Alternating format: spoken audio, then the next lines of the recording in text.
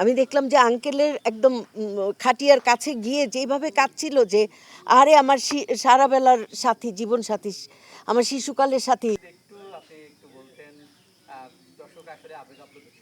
আমি এটা আসলে রাজের বাবা যখন মারা গেল তখন আমরা গেলাম শুটিং থেকেই।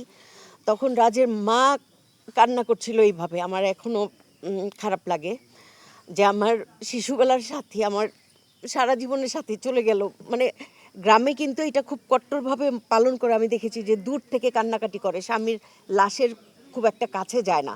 মানে ওনার এতই মানে ওনার ভালোবাসা, মানে সারা জীবনের সাথী।